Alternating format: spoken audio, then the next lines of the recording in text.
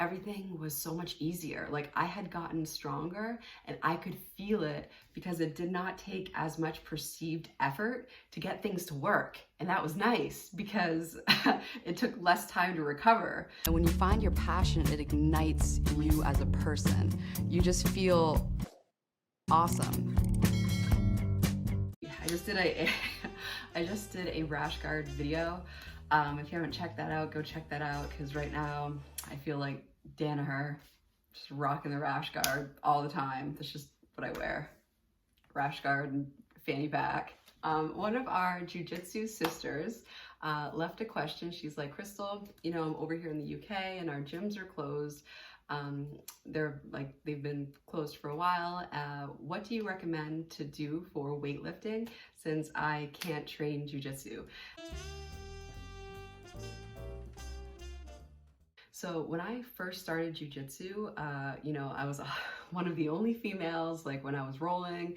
Everybody else was like bigger than me on the mat, more skilled, and I was so sore from that rolling and from rolling like a typical white belt that I stopped lifting weights, which was a huge mistake. First start out, it is tough. It is very tough to continue to do anything else but jiu-jitsu because you are going to have to get over that period of acclimatization to get to the point where you can add an additional training. But if I were to add any type of supplement when you're first starting jiu-jitsu, it would definitely be a weightlifting strength program. I did this workout routine like 4 days a week, and then once training was back open, we could only go like 2 or 3 days a week of jiu-jitsu. So I continued with this workout, with this lifting program. So if you are a beginner in jiu-jitsu, I feel you, girl. You are going to be so sore.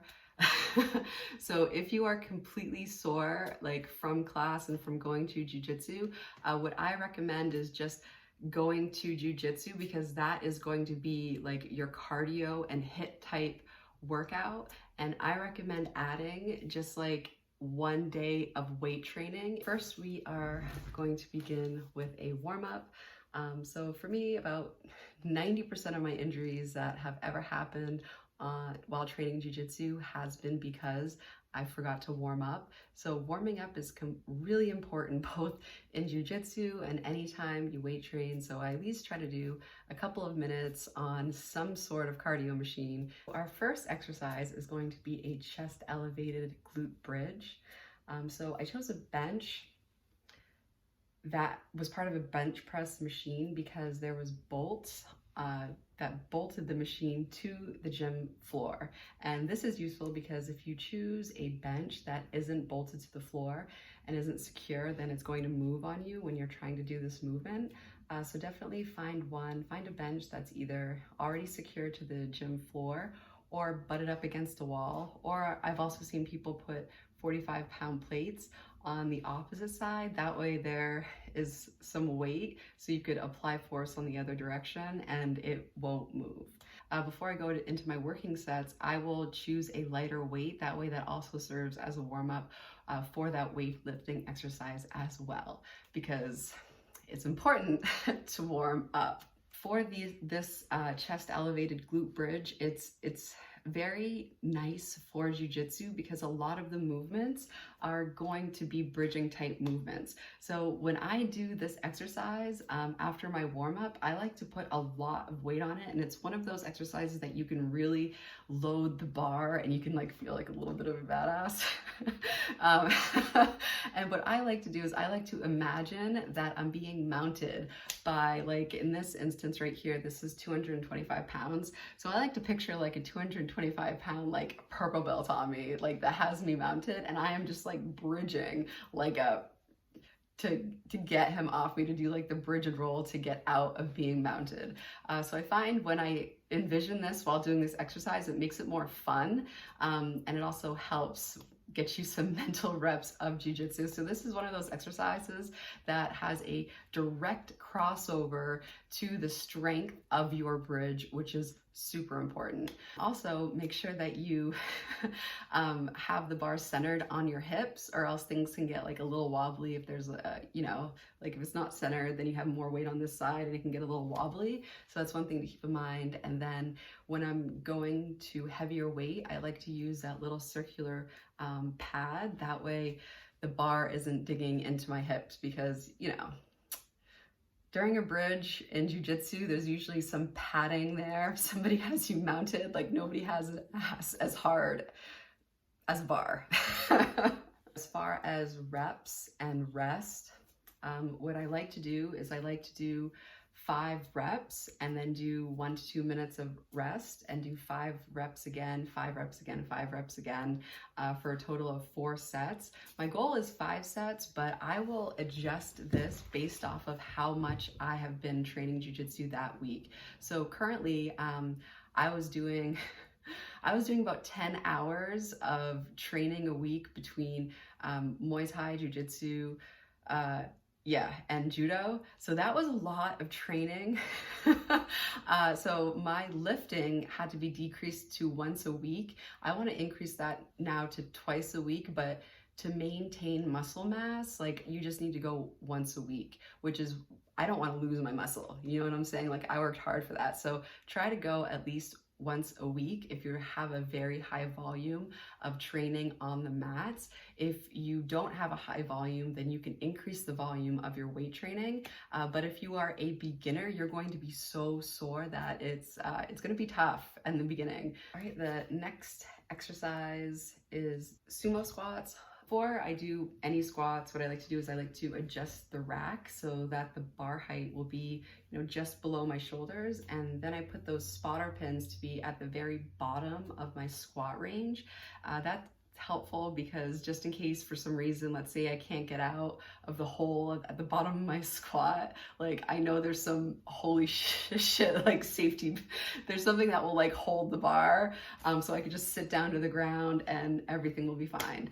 And in addition to having that like safety backup, what's also nice too is it keeps my squats honest. So I want to do like ass to grass squats. It is more important for me to go low and have a lighter weight than it is to stack the bar with plates and like not even be able to go low. So you want to be able to have your squat be low. And for me, I'm like 5'6". So for this rack, like the pins are on 13. If that's helpful for you at all, if you have the same squat rack at the gym where you lift weights. So the same deal goes here. Like I will do a warm-up set with very low weight, maybe, you know, sometimes just this 45-pound bar, and then I will slowly add on the weight. In this instance, when I was training, I actually am recovering from an injury. So yeah, I was definitely overtraining. I was doing like 9 to 10 hours a week for like 3 months, and it finally caught up with me. So I had to go lighter on the weight, and that just goes to show you that it's important to be able to be flexible in your training, to be able to adapt to what your body is trying to tell you. So on that day, my body was saying, hey, look, like it's cool that we're doing this. I like the movement, it feels good, but if you add any more weight to that bar, like, yeah. So I listened to my body, and that's okay. Like if you are just starting out, like it is okay to not be lifting like the heaviest amount of weights. You know what I'm saying? Like just listen to your body. Like form is always better than lifting heavy. Okay, like make sure your form is right first and you're listening to your body. Now you could see like when I started to go heavier, like my form just went to complete crap, and I was like, all right, like this is pushing way too much. Like that way typically felt easier for me, but because of this injury, like not today, sis. Like that's what my body was saying. It was like, not today. All right, you need to go sit down. All right, so after these sumo squats, I like to go over to the leg press. And again, I start with like a warm-up set. And I like this leg press machine that is where kind of like on your back and the weight is above you versus the one where you're sitting upright and pressing. I like this machine over the sitting upright one just because it mimics more of a truthful movement of a real squat, if that makes sense. My goal is to do 5 sets, so do the reps 5 times, and my goal rep range for this is like typically about 7 reps. So 1, 2, 3, 4, 5, 6, 7, like 5 times. And of course, like I will adjust, that's just like my base goal, but I will adjust this based off of how my body feels. Because when you train a lot on the mats, like, so you need to listen to your body, okay? And then we're gonna go over for some standing dumbbell shoulder presses. Now, what I like to do for the standing dumbbell shoulder press is I like to warm up with a lower weight. So I'll grab the 20-pound weight and then I'll try to work up the rack. So then I'll do like 20, 25, sometimes I go to the 27.5 and then try to finish out with the 30. And that's nice because it's a nice progression. So there's a nice like warm up, and then I can gauge whether or not my body it can handle that like heavier weight during that lifting session. Because if I did a lot of sparring that previous week, my body might be like, no sis, or my body might be like, yes, like let's do this, it's on. And it's really important to be able to tell like the difference between needing to push yourself more and knowing that you have more to give, and just flat out, you know, like if you're trying to figure out how many reps you're going to be doing for a set for that specific weight, one thing you can do is like lift until you feel like, okay, in 3 more reps, like I won't be able to lift this anymore. Like that's a good place to be, to know that you have like 1 to 3 reps left in your tank during that specific set. So that's like one thing that you can look out for. And then I'm doing next just like a normal grip pull down. So my grip, you can do wide grip, you can do narrow grip. It's just going to serve to target different muscles in your back. My lats are very active and will be the first thing to turn on. So for me, having a wide grip activates my lats too much. And what I've been trying to personally work on is getting more of my center back activated and focused on that, because I think that's actually the root cause of my injury, is like not having enough strength in the middle of my back. So that's why I chose to go for like more of a normal grip. Ooh, that's good. I just felt it activate like right now. Okay. So it's really based off of your body and what you want to feel. But this press and pull is a very nice like superset, or a very nice thing to do one after another. Just because there's a lot of pulling in jiu-jitsu, and it felt really good after doing this weightlifting program. Like this is just one workout out of the 4 different workouts that I would do. I figured I would start with this because like this was all inclusive. Like it's kind of like a total body workout with a focus on legs, because, you know, having strong legs is very important. And then finally, I end with some ab work. So what I like to do is I like to grab a 25-pound plate, and I like to use that for weighted V-ups, and then I will use that 45-pound plate to secure my feet. And the little circles are nice because you can put your toes through it. And if you put your toes through it and then you kind of like butterfly out your legs so that your knees are kind of like spread apart, you can mimic a Thai style sit-up from like Muay Thai, which is nice. So you can like work some hip flexors, and it feels really nice. So what I typically like to do is my goal is to get 25 reps in for sit-ups and do 5 sets of that. And so I'll alternate. Sometimes I'll do a full 25 of a V-up and do a full 25 of like a Thai style sit-up, or sometimes I'll do like 14 of one and 11 of another, try to like split it down the middle. So it's kind of like whatever I feel like doing that day. Sometimes it's nice to mix it up. Sometimes I have to do more of one to get my like abs working, because for sit-ups, it's like you have to feel a burn during sit-ups, okay? Like once it starts hurting, that's when your reps began, okay? So like I try to like get things activated and hurting. That way, you know, like abs are great. A great way to test your breathing too, because for me anyway, I find that when I do abs, the first thing that I want to do is hold my breath. And learning to breathe through sit-ups is definitely helpful for rolling, because you are going to have to breathe through rolling. And also it is a skill to be able to contract your abs while breathing. Where this really comes in handy too is, I remember I was helping teach the women's beginners class, and our coach was like trying to did knee on belly on me, and he was kind of like doing it hard to like prove a point of like how much pressure it is. And he was like, "Hey Crystal, how does that feel?" And I was able to like talk normally. That's because it's like a skill in and of itself to be able to contract your abs, so your abs serve as like armor, but then to also, I'm doing it right now, to also contract your abs and to be able to breathe through it.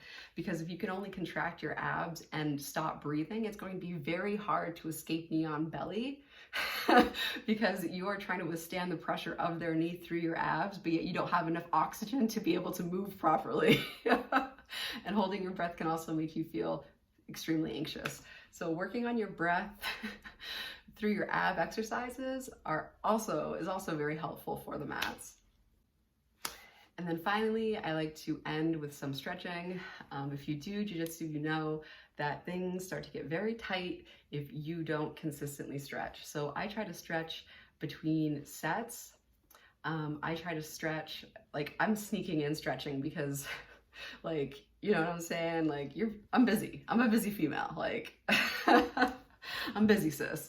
So, you know, being so busy, like being able to add in stretching like between your sets is super, super helpful, because you're like killing two birds with one stone. And another tip too is when you're in class and if you're feeling very, very sore, one thing that you can do is you can stretch while your instructor is teaching a technique. So if you know they're talking about a technique and they're spending 3 to 4 minutes describing how to do the technique to the class, use that time to just stretch. So I'll like sit back and like, you know, pull my lip. I don't do obvious stretching like downward dog. Like I try to keep it kind of like discreet, you know, just like do stretching from a sitting position while that would be really funny. Just do like a straight up yoga flow, like not even giving a shit. But yeah, so during class, I will try to like discreetly do stretching from like the ground. That way I can be more mobile, and it helps with your mobility, it helps with recovery, it helps making sure everything's in proper working order. So again, like thank you so much for watching. If you have anything at all that you need or have questions about, or if you have an issue or a problem or move not working, like anything specific, anything at all, please leave me a comment, send me an email, because this is like being able to help you is literally why I do videos. Like this is for my Jiu-Jitsu sisters, because there's not a lot of us out there, and this is like, Jiu-Jitsu is just so helpful for so many reasons. It's actually like an exercise too that's fun. Like after doing Jiu-Jitsu, like I can't exercise just to exercise. Like what's the point of just running? Is somebody chasing me? Like am I chasing something? Why am I doing this? So yeah, but I believe in you, and I know you can do it. I know you can get through it, especially getting through like your first 6 months. I know it's like really tough, but I have faith in you. And doing this type of strength training is so helpful for your jiu-jitsu, like for both. If you just need to do it once a week, you are going to be maintaining muscle. If you decide to do it more than once a week, you're going to be growing muscle. That's going to help serve to protect your body because it's going to be like a nice muscular armor. and all of a sudden your rolls, like it's going to be less perceived effort to get things to work. It's like, wow, that felt like it required no strength whatsoever. Like everything just feels easier when you increase your strength and you, of course, already have some good technique, you know, because you definitely want to rely on your technique first and then add in, you know, some strength. But all right, so until next time.